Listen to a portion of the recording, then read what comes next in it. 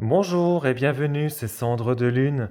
Je vous retrouve aujourd'hui pour vous faire la présentation d'un tarot de Marseille, donc contemporain, donc arcane, de Florent Courtaigne, donc qui arrive, qui se présente dans une magnifique boîte, voilà, avec ce soleil, avec ses reflets dorés, voilà. Donc arcane, tarot de Marseille contemporain, voilà, superbe boîte. Alors, tarot de Marseille contemporain. Pour tirer les cartes, il n'est pas nécessaire d'avoir le troisième œil. La magie du tarot réside surtout dans l'intuition, la bienveillance et la concentration. Ce coffret contient les 78 cartes du tarot enluminées de symboles clairs et d'archétypes familiers, mais aussi d'un livret d'interprétation de 136 pages, pratique et poétique, avec une méthode de tirage pour débutants. Une affiche avec un plateau de tirage et un tableau récapitulatif des significations et un étui pour protéger les cartes. Et donc il est à retrouver, donc il est édité aux éditions Le Lotus et l'Éléphant. Donc il s'ouvre donc comme ceci. Voilà, donc on va prendre le livret, on regardera l'intérieur après.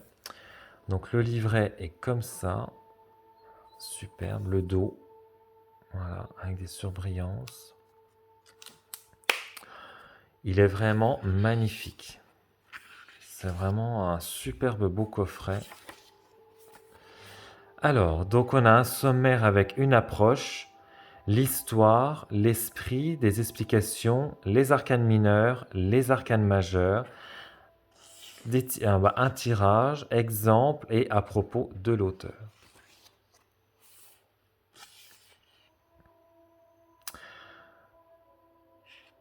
Donc voilà, donc il nous dit voilà que pour tirer les cartes, il n'est pas nécessaire d'avoir le troisième œil. La magie du tarot réside surtout dans l'intuition, la bienveillance et la concentration.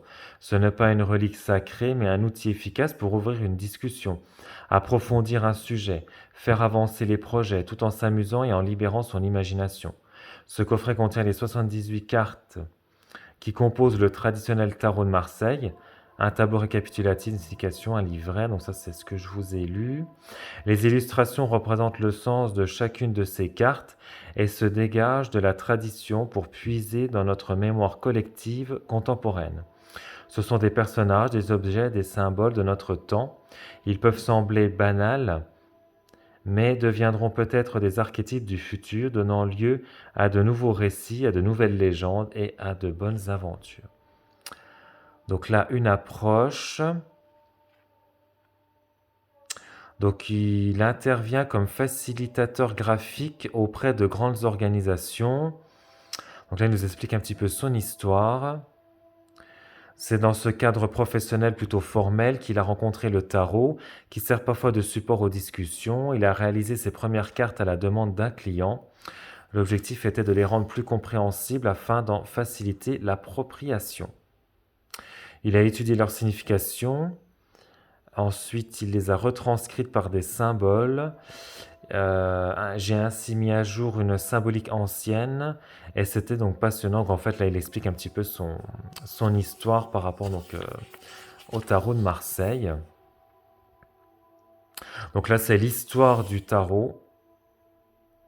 Voilà, donc je vous laisserai mettre pause hein, si vous voulez lire plus en détail. Ensuite, on a donc esprit. Donc l'origine du tarot est énigmatique, mais il n'est pas tombé du ciel au son des trompettes flottant dans une lumière scintillante. C'est un objet qui s'adapte aux époques, aux régions, aux personnes. Voilà, on peut tirer les cartes pour soi-même, pour une autre personne, pour un groupe. On peut en tirer une ou plusieurs. On peut le faire le matin pour orienter sa journée ou le soir pour faire le point. On peut le faire dans le cocon douillet de son intérieur en suivant un rituel précis ou l'emmener partout avec soi et improviser des moments.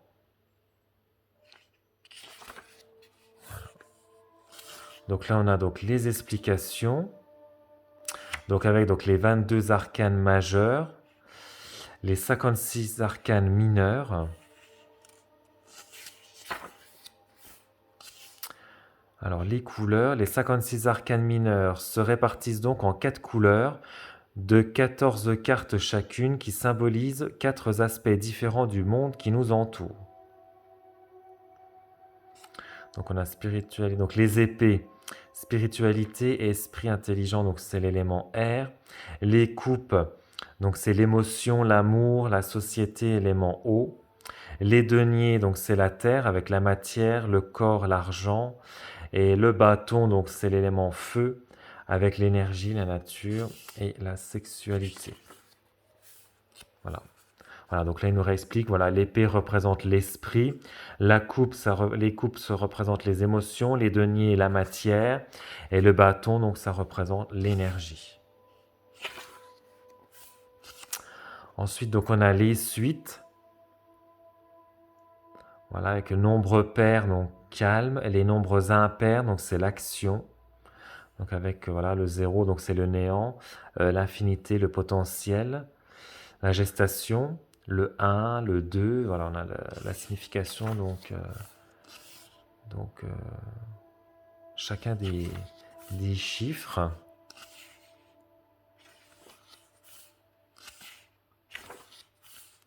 Je vous laisserai mettre pause hein, si vous voulez lire.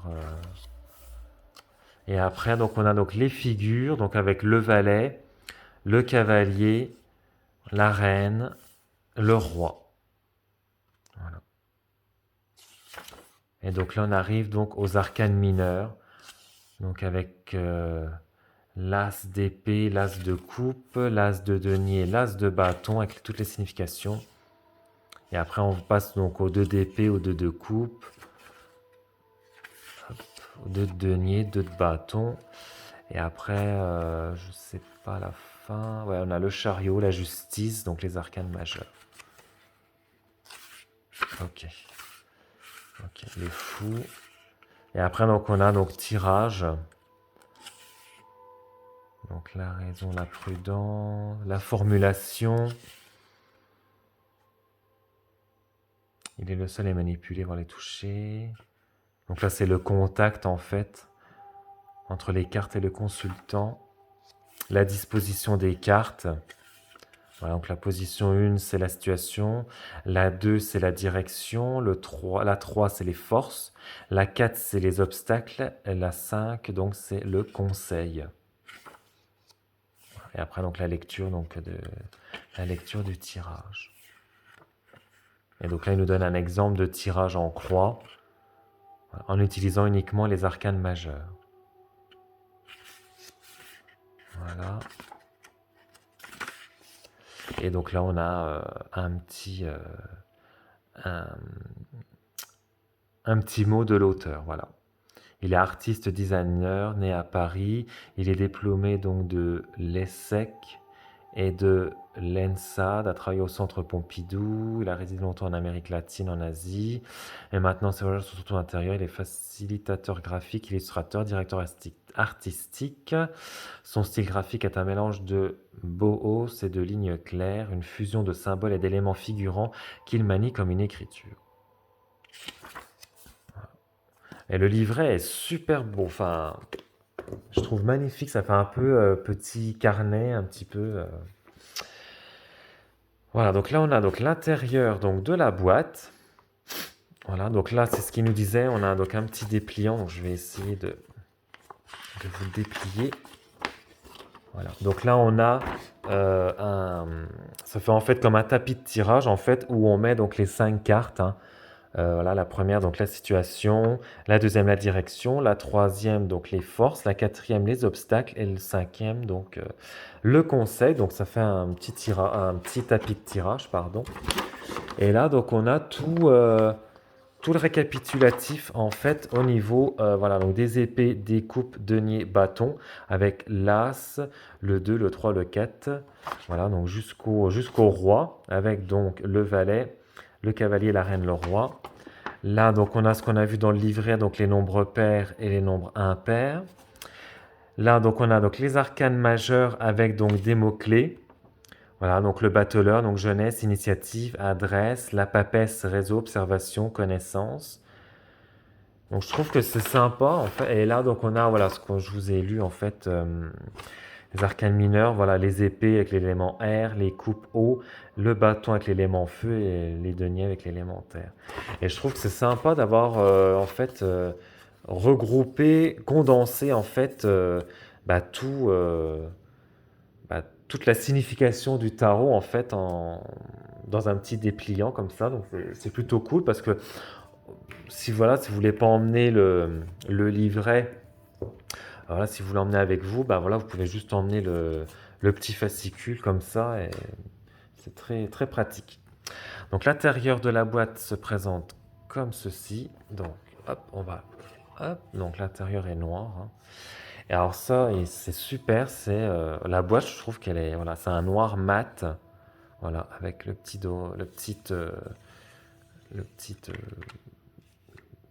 symbole, voilà, brillant, doré brillant. Et donc, bon, je crois que c'est la première fois que je vois, bah, du moins chez les éditions Le Lotus et l'éléphant. Je vais essayer d'ouvrir la boîte sans l'abîmer. Voilà. C'est la première fois que je vois un coffret comme ça en fait. Et c'est super qualitatif, ouais, super sympa.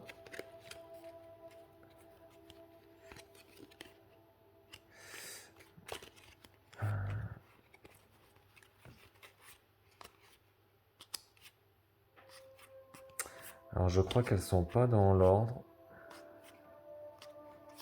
Ouais, elles sont pas dans l'ordre, donc bon. Alors, donc voici donc le dos. Voilà, donc brillant. La tranche est noire mat, magnifique. Ça ressort vraiment, enfin, ça va vraiment avec le jeu en fait. Et donc voici donc les illustrations. Alors le problème c'est qu'elles sont... Ah bah si, As d'épée, 2 d'épée. Voilà. J'ai cru qu'elles n'étaient pas rangées, qu'elles étaient mises dans le désordre, mais non. Donc là on est vraiment donc, sur le tarot de Marseille, hein. C'est vraiment... voilà. Donc les illustrations, voilà, ça reste voilà, dans le noir, le blanc et le doré brillant.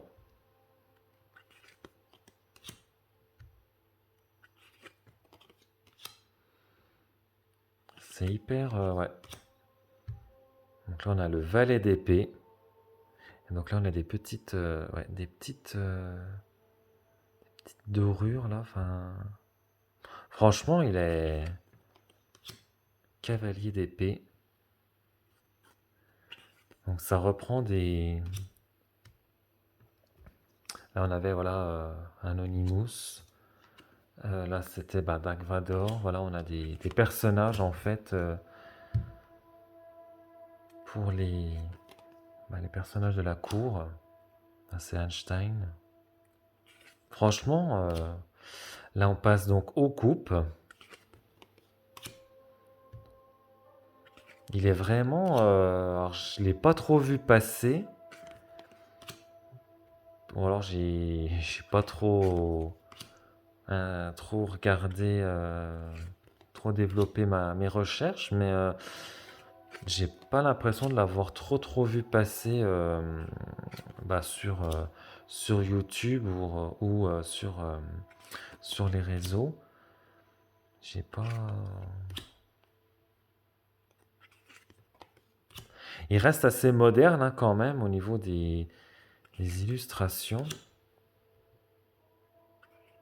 Pour un tarot de Marseille, ouais, il est quand même assez moderne. Là, on passe au denier.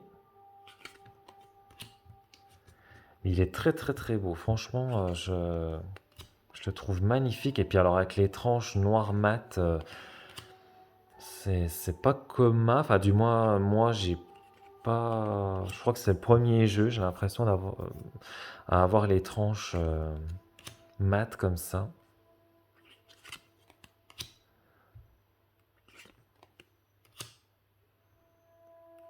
Mais ouais, non, franchement, il est super beau. Oh là là. Là, c'est Mario, dans les jeux Mario. Ouais. Des petits clins d'œil comme ça, en fait. Et ouais, franchement, c'est super original et je trouve super. Franchement. Alors après, à voir hein, au niveau de l'usure, voir bah, comment. Alors, après, je sais pas si c'est ouais, l'usure ou si c'est fait exprès au niveau des dorures là, mais voilà, à voir. Bon, voilà, c'est en rapport avec le jeu Monopoly. Voilà, à voir. Donc là, on est au bâton. Bon, un peu particulier le bâton quand même, j'avoue. C'est original. Après, voilà, je sais pas. Voilà, après, les illustrations ne plairont pas à tout le monde. Hein. C'est quand même assez moderne hein, pour un tarot de Marseille. Mais ouais, je disais à voir en fonction bah, de comment on l'utilise. De la. Ouais, voir après au niveau des. Voilà, des effets comme ça, dorés, brillants. À voir bah, si ça s'abîme pas, si. Ouais, après, je sais pas comment ça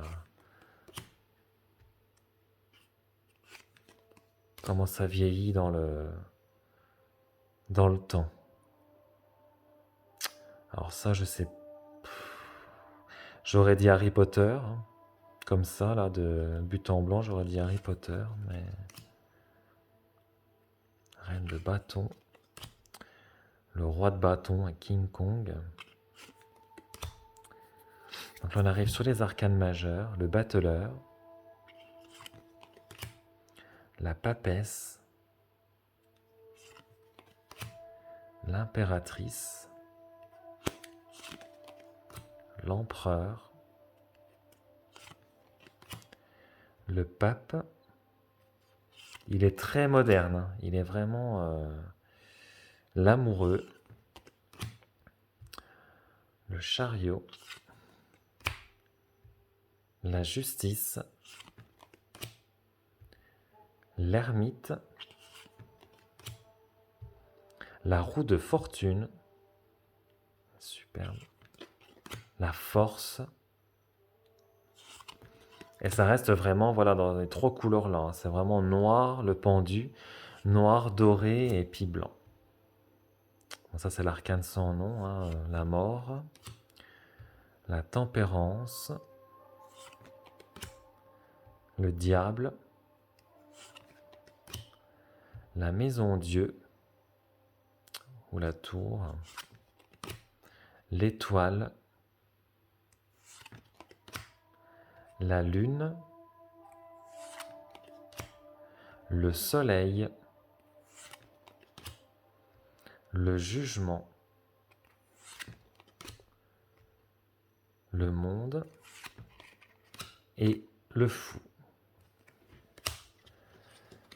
Voilà. Alors, on va faire un petit tirage, voir comment les cartes se mélangent. Bon, bah, écoutez, c'est le 8 de bâton qui a sauté. Écoutez, hein, je vais prendre le 8 de bâton. Alors, je ne vous ai pas parlé de la qualité des cartes. Donc, elles sont très, très souples. Enfin, ouais, elles sont souples. Hein. Elles sont quand même ouais, très, très souples. Mais bon, aux éditions Le Lotus et l'éléphant, c'est un petit peu la qualité des cartes. Voilà, c'est un petit peu ça au niveau de la qualité des cartes. Hein, au Lotus et l'éléphant, ouais, c'est un petit peu la qualité qui est un petit peu pas décevante, mais bon, surtout que les coffrets sont quand même pas donnés. Faut dire ce qui est. Hein. Donc c'est vrai que la qualité est un petit peu ouais, c'est au prix du coffret, on s'attendrait à une qualité quand même de carte un peu plus épaisse, mais bon. Alors, le 8 de bâton. Alors, il semble constitué d'énergie pure comme une mélodie envoûtante sortant de la flûte de Pan, prenant possession des corps et les entraînant vers la danse irrésistiblement. Cet arcane évoque le tourbillon de la vie, des changements rapides, une accélération, des projets créatifs, professionnels ou amoureux, un enchaînement grisant d'activités et d'opportunités, un rythme soutenu qu'il faut affronter sans trop se poser de questions. Ce flux est enthousiasmant, mais même les meilleurs danseurs font des pauses de temps en temps. Il est préférable de s'imposer des moments de calme afin de reprendre des forces et se remettre dans le rythme, sans faire de faux pas. Le 8 de bâton représente le rythme, la vitesse, la résonance, l'accélération, la transe, le dépassement. Et dans son côté sombre, il représente la frénésie, l'épuisement, l'évanouissement, le malaise, le dérèglement. Et donc en mots-clés, on a rythme, accélération, vitesse, frénésie, malaise et dérèglement. Voilà. Eh bien, écoutez, j'espère que cette vidéo vous aura plu. N'hésitez pas à vous abonner à la chaîne, à mettre un petit pouce en l'air si la vidéo vous a plu, à mettre des commentaires sous la vidéo car ça fait toujours plaisir, ça me fait toujours plaisir de vous lire en commentaire. Et moi, je vous retrouve très prochainement pour une nouvelle vidéo. Ciao!